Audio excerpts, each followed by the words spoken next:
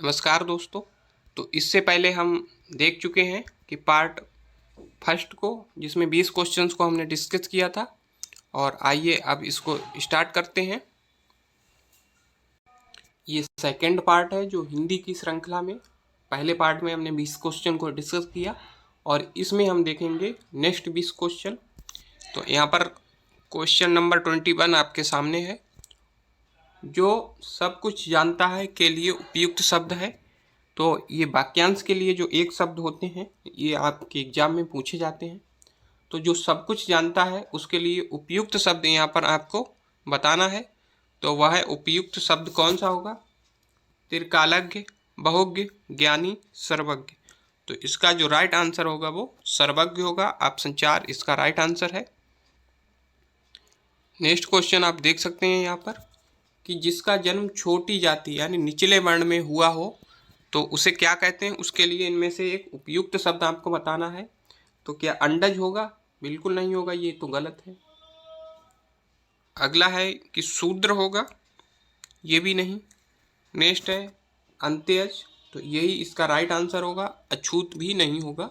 तो इसका right answer जो होगा वो ऑप्शन 3 सही होगा। नेक्स्ट क्वेश्चन देख सकते हैं कि तिलक लगाने में किस अन्न का प्रयोग उपयुक्त होता है। ये तो आपको पता ही होगा, बहुत ही सिंपल क्वेश्चन है। तिलक लगाने में किस अन्न का प्रयोग उपयुक्त होता है? गेहूं, अक्षत, जौ, उड़द। तो इसमें कौन सा होता है? अक्षत। ऑप्शन सेकंड इसका राइट आंसर है। बढ़ते हैं नेक्स्ट क्वेश्चन की ओर। अगला क्वेश्चन आपके सामने है, जिसके हृदय में ममता नहीं है के लिए उपयुक्त शब्द है। जिसके हृदय में ममता नहीं है उसके लिए एक शब्द क्या होगा? इनमें से आपको बताना है। मर्माहत, क्रूर, निर्मम, निर्दय। तो इसका राइट आंसर क्या होगा? निर्मम। जिसके हृदय में ममता नहीं है उसके लिए एक शब्द निर्मम होगा, सबसे उपयुक्त शब्द है। ऑप्शन थर्ड इसका राइट आंसर है। नेक्स्ट क्वेश्चन आपके सामने है, जिसके सिर पर चंद्र हो उसके लिए उपयुक्त शब्द क्या है? चंद्रशिखर, चंद्रशेखर, चक्रधर, चंद्रग्रहण। तो इसका राइट आंसर आपको कमेंट करके बताना है। चंद्रशेखर होगा? नहीं होगा, चंद्रशेखर होगा। चक्रधर भी नहीं होगा और चंद्र ग्रहण भी नहीं होगा। तो ऑप्शन सेकंड इसका राइट आंसर है। आगे बढ़ते हैं। अगला क्वेश्चन आपके सामने है, बहुत अधिक बोलने वाला व्यक्ति उसके लिए उपयुक्त शब्द। आपके साथ में बहुत से लोग, आपको लगता होगा ये बहुत बोलता है। तो बहुत अधिक बोलने वाला व्यक्ति उसके लिए एक शब्द क्या होगा? वक्ता, अधिवक्ता, प्रवक्ता, वाचाल। तो आपको पता है कि क्या शब्द होगा इसके लिए? वक्ता होगा? एकदम नहीं। अधिवक्ता भी नहीं होगा, प्रवक्ता भी नहीं होगा, उसके लिए होगा वाचाल। तो ऑप्शन 4 आपका राइट आंसर है। आगे बढ़ते हैं। क्वेश्चन नंबर 27 देख सकते हैं, जो छीण ना हो सके उसके लिए उपयुक्त शब्द अमिट, अपार, अक्षय, अनंत। तो उसके लिए उपयुक्त शब्द क्या होगा जो छीण ना हो सके? वो आपको पता ही है कि अच्छे शब्द उसके लिए उपयुक्त होगा। ऑप्शन 3 इसका राइट आंसर है। क्वेश्चन नंबर 28 आपके सामने है, जिस स्त्री का पति जीवित हो। बहुत ही ज़्यादा इंपॉर्टेंट क्वेश्चन है, कई एग्जामों में पूछा गया है। जिस स्त्री का पति जीवित हो तो उसे क्या कहते हैं? पतिव्रता कहते हैं? नहीं। अनुरक्ता कहते हैं? ये भी नहीं। उसे कहते हैं साधवा। ऑप्शन 3 इसका राइट आंसर। विवाहिता? ये भी नहीं। नेक्स्ट क्वेश्चन है 29 नंबर। इसमें आपसे पूछा गया है, जिसे जीता ना जा सके उसके लिए उपयुक्त शब्द इनमें से क्या होगा? अजेय होगा क्या? अगर आपको पता है तो कमेंट करके बताएं। और राइट आंसर अजेय ही होगा। अगेय भी नहीं होगा, अपराजेय भी नहीं होगा, दुर्जेय भी नहीं होगा। तो राइट आंसर होगा ऑप्शन ए, 1। नेक्स्ट क्वेश्चन आपके सामने है, जिसका इलाज ना हो सके उसके लिए उपयुक्त शब्द क्या है? जिसका इलाज ना हो सके उसके लिए असाध्य ही है उपयुक्त। दुसाध्य भी नहीं होगा, साधनहीन भी नहीं होगा, श्रम साध्य भी नहीं। ऑप्शन 1 सही होगा। नेक्स्ट देख सकते हैं कि अशुद्ध वर्तनी वाला शब्द कौन सा है। प्रज्वलित, समुज्ज्वल, उज्ज्वल, समुज्ज्वल। तो इसमें जो अशुद्ध वर्तनी है, शुद्ध वाला नहीं बताना है, जो अशुद्ध वर्तनी है वो आपको बताना है। तो अशुद्ध वर्तनी किसमें है? प्रज्वलित तो ठीक है, समुज्ज्वल भी सही लिखा हुआ है, उज्ज्वल भी। जो इसमें गलत है वो है ये समुज्ज्वल, ये वाला ऑप्शन चौथा इसमें गलत है।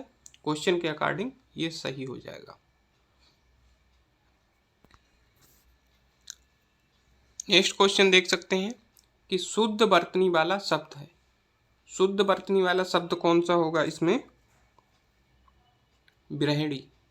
शुद्ध वर्तनी होगा विरहिणी। ये विरहिणी ये गलत है, ये भी गलत, ये भी। जो शुद्ध वर्तनी है वो ऑप्शन 3 की है, तो ये इसमें सही हो जाएगा।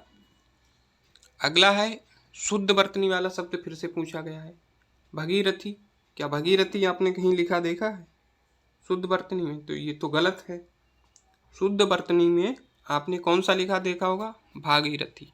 तो ऑप्शन सेकंड इसका राइट आंसर है, भागीरथ। ये भी गलत है, भागीरथ ये भी गलत है। तो ऑप्शन सेकंड इसका राइट आंसर होगा। नेक्स्ट देख सकते हैं कि शुद्ध वर्तनी वाला शब्द धोबिन, धोबिनी, धोबनी, धोबीन। तो इसमें कौन सा राइट आंसर होगा? धोबिन ही आपने लिखा देखा होगा, धोबिनी या धोबीन, धोबनी ये शब्द नहीं लिखे देखे होंगे। तो ऑप्शन 1 सही होगा। अगला इसमें फिर से पूछा गया है कि अशुद्ध वर्तनी वाला शब्द, इसमें अशुद्ध जो लिखा है वो आपको बताना है। तो इसमें अशुद्ध कौन सा है? पारलौकिक, ये तो शुद्ध है, ये अशुद्ध है, अजीब सा लग रहा है, निश्चेष्ट। आशीर्वाद ये भी सही है, और दुर्धुर्ष, दुर्धुर्ष ये भी सही है। तो ऑप्शन इसका जो क्वेश्चन के अकॉर्डिंग अशुद्ध वर्तनी वाला होगा 2, ये क्वेश्चन के अकॉर्डिंग 2 सही होगा। नेक्स्ट देख सकते हैं कि कौन सा वाक्य शुद्ध है। कौन सा वाक्य शुद्ध है इन चारों में वो आपको बताना है। ये आँखों से देखी घटना है, तो गलत है। यह आँखों देखी घटना है, यही वाला सही है। ये आँखों द्वारा देखी गई, द्वारा क्या मतलब? ये आँखों द्वारा देखी सुनी, तो गलत है। तो ऑप्शन सेकंड इसका राइट आंसर। नेक्स्ट देख सकते हैं कौन सा वाक्य शुद्ध है, आपको बताना है इसमें। सुरेश को एक पाती लिखना है, सुरेश ने एक पाती लिखनी है, सुरेश के लिए एक पत्र लिखनी है, सुरेश के लिए एक पत्र लिखना है। तो इसका जो राइट आंसर है वो है 4, ये तीनों ही गलत हैं। सुरेश के लिए एक पत्र लिखना है।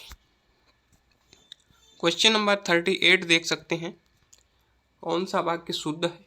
दही खट्टी है, दही खट्टा है, दही खटास है, दही खटाई है।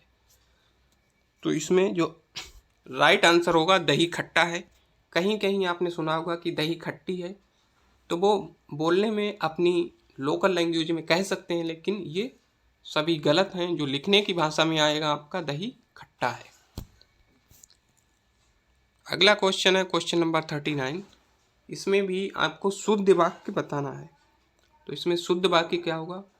शरतकालीन दिनों में चंद्रमा की शोभा देखने योग्य होती है, गलत है। शरतकाल के दिनों में चंद्रमा की शोभा देखने योग्य होती है, ये भी गलत है। शरतकाल में चंद्रमा की शोभा देखने योग्य होती है, ये इसमें सही है।